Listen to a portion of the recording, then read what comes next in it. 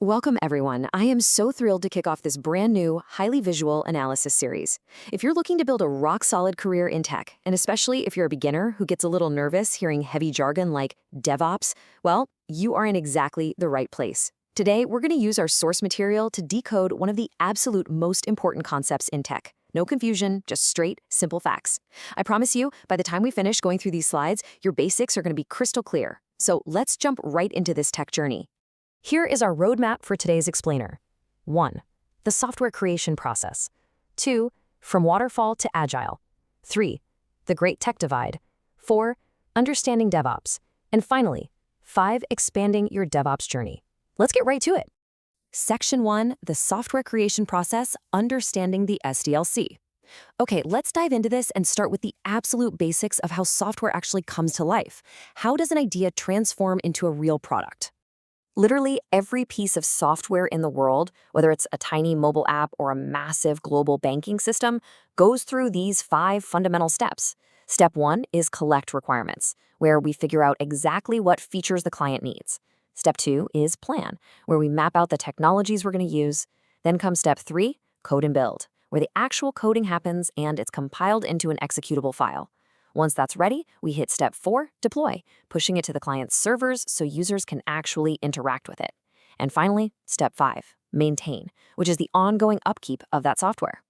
Section 2, from Waterfall to Agile, the evolution of delivery. Now, simply knowing those steps isn't quite enough.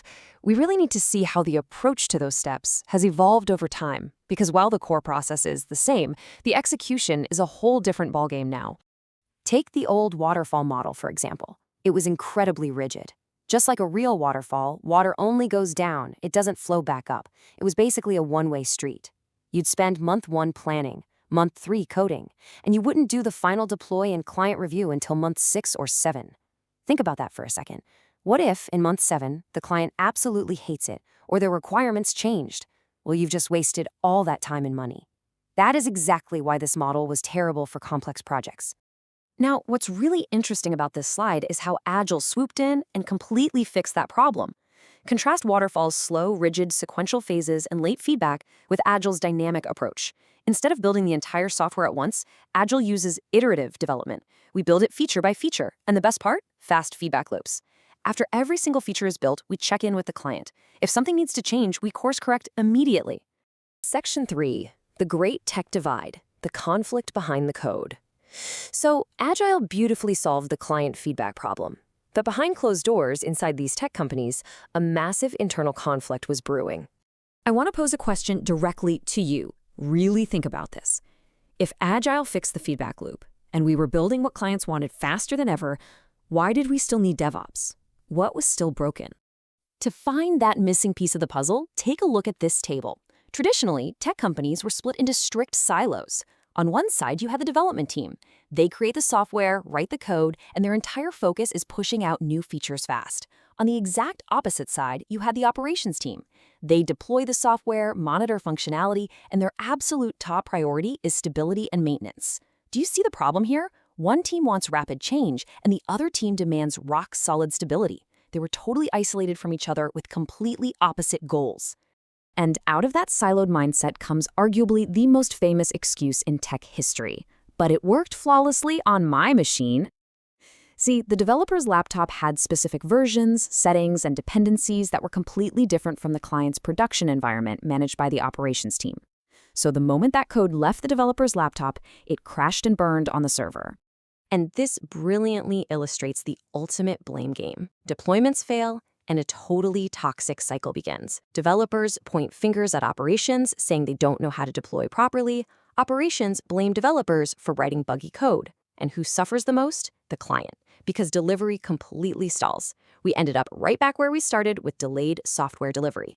Section 4, Understanding DevOps, Bridging the Gap. To end this blame game once and for all, we introduce the hero of our story today, which emerged specifically to unite this massive tech divide. Let's clear up a major myth right now. DevOps is not a single piece of software you can just buy, and it's definitely not a programming language. It is a cultural methodology and approach. It completely unites development and operations teams so they can build, test, and release software seamlessly. They aren't fighting anymore. They're working as a single collaborative unit. When teams actually adopt this, the benefits are off the charts. It blends dev and ops into one smooth workflow. It relies heavily on automation techniques, which means you drastically reduce manual human errors because machines are handling the repetitive testing and deployment. This absolutely ensures high-quality product delivery. And the real game changer? It enables daily releases of new features. You can push out brand new updates every single day without breaking the system. Section 5, Expanding Your DevOps Journey, What Comes Next. You guys have done an amazing job grasping these core concepts today. Now, let's seamlessly pivot to where your learning journey goes from here. Coming up next in this series, we're going to be exploring the actual DevOps lifecycle phases and real-world tools. We're moving from theory into the actual tools used in the industry that make all this automation magic happen. It is going to be incredibly valuable for your practical knowledge. I also want to share a massive announcement with you all. Based on incredible viewer demand, we are officially launching the DevOps Pro English channel. This is for everyone who wants to master these skills completely in English, removing any final barriers you might have to launching your tech career. So, now that you have all the resources right at your fingertips and absolutely no excuses left, what incredible software will you build using DevOps? Let that sink in, subscribe to both channels, leave your feedback, and get out there and start creating. I'll see you in the next explainer.